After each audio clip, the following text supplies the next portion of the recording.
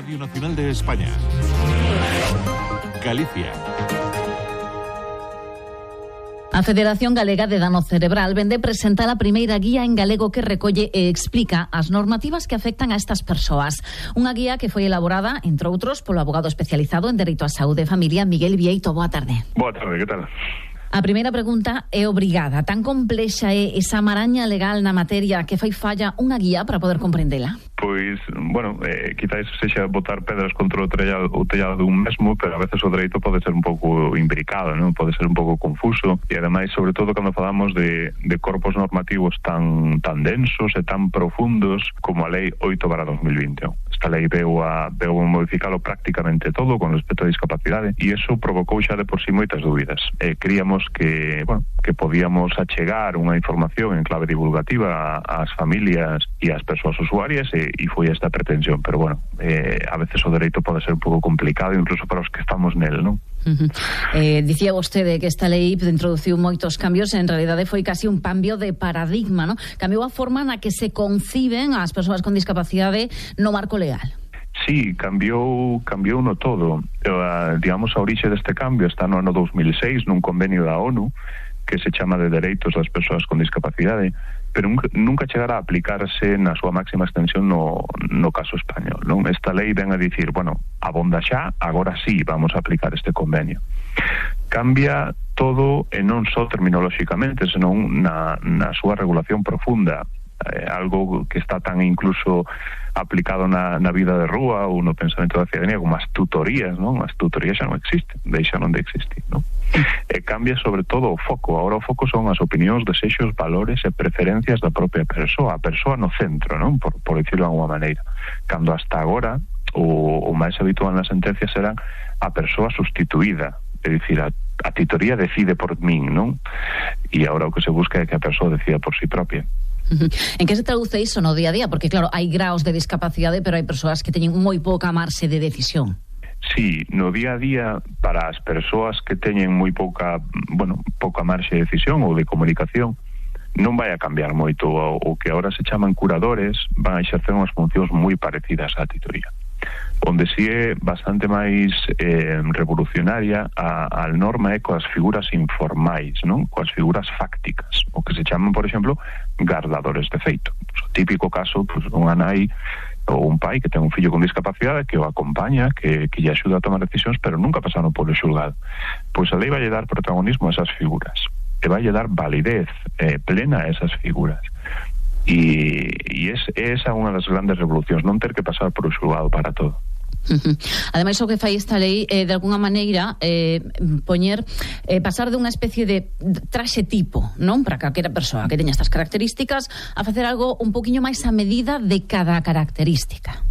Sí, exacto. Incluso co regime anterior a esta lei era moi habitual para nós en dereito falar do traxe a medida, non? Na práctica, os datos que tiñamos facíanos ver que o traxe a medida non era tal. Estamos falando pois de algo parecido a Zara, non? Varios modelos, varias tallas, pero non unha medida personalizada para cada individuo. Ahora a lei o que nos dice é, ben, todo o procedimento que pasa por un xulgado vai ter que ser ultra personalizado, dicindo para que cousas a persoa necesita algún apoio concreto e como se ten que desenvolver ese apoio concreto, pero sempre maximizando a capacidade propia de cada persoa. Son normas que buscan de algún xeito empoderar os discapacitados e tamén lles devolven algúns dereitos que se retiraban con bastante alegría, non? Por exemplo, o dereito a voto. Sí, esta norma obriga a revisar todas as sentencias que tiñamos antes nun prazo de 3 anos, pero que hai pronunciamentos que, desaparecen automáticamente coa lei no 21, e un deles é o que ti mencionabas, o dereito ao sufragio. Tamén unha mención habitual, relativamente habitual nas sentencias, que era a prohibición de facer testamento, que aparecía por norma, non? Ou por inercia en algunhas sentencias, e eso tamén desapareceu dun plumazo. Búscase potenciación de autonomía, búscase garantir tamén algo tan evidente para todas as persoas, que é o dereito a equivocarse, dereito a tomar decisións, incluso tamén se esas decisións acaban sendo incorrectas. En todo caso, todos estes cambios que semellan sonan bastante ben, xeraban moitas dúbidas nas familias. Cales serían as dúdas máis habituais, as cuestións que máis dúbidas xeneraban? O máis habitual ou as consultas máis habituais con respecto á norma teñen que ver coa revisión de sentencias, seguramente. Bueno, pois que pasa agora coa sentencia que eu tiña, en que regime vou haber agora situada, ou que vai a pasar dentro do xulgado cando se faga esa revisión de sentencia. Tamén hai dúbidas, sobre todo das persoas con discapacidade, sobre que pasa dentro dun xulgado a veces, non? Hai preocupación sobre, bueno, e vanme escoitar, vou ter oportunidade de pronunciarme. E iso tamén non abordamos na guía, non? Intentamos explicar que pasa en todos os procedementos que se chaman agora de apoios, que antes se chamaban moi mal chamados de incapacitación, ahora son un procedimento de apoios. Explicamos o que pasa dentro deles. Máis alá desos asuntos, no Servizo de Asesoramento Xurídico de CEGADACE, as consultas tamén teñen bo número relacionadas con sanidade, por exemplo, nomeadamente pois con atrasos en determinadas probas diagnósticas ou na aplicación de determinadas terapias, e tamén, por outra banda, pois cuestións a veces patrimoniais, non? Pois teño un fillo con discapacidade, o día que Dios non queira eu faleza, pois quero que quede ben cuidado, ben protegido. Como podo facer isto, non? Son dúbidas que busca responder de algún xeito esta guía, e que tamén van a tratar de achegarse a xente para explicar a guía e máis esas dúbidas nunha serie de charlas, non?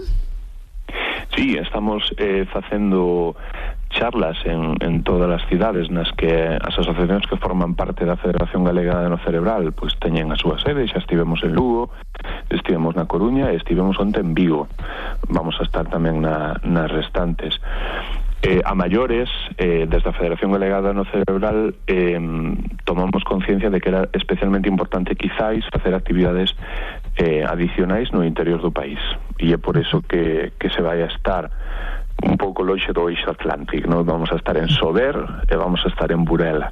Unha divulgación que non se limita ás familias, tamén se dixen, por exemplo, os traballadores sociais, a xente que traballa con este tipo de persoas que ten que coñecer cal é o marco legal. Sí, tanto en Sober como en Burela buscamos un pouco isto, non?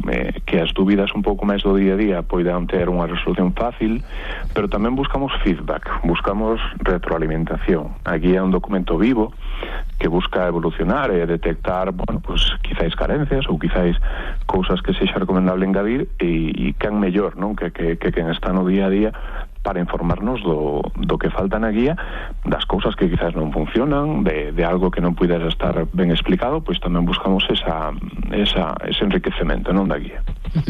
Aí queda esa guía deitada pola Federación Galega de Dano Cerebral para que calquera persoa poida escollela, tamén esas charlas as que podemos asistir. Queremos agradecerlle a Miguel Vieito, abogado especializado, que elaborou esta guía, que se achegara aos seus micrófonos de Radio Nacional para darlle un pouco de difusión. Moitas grazas a vos.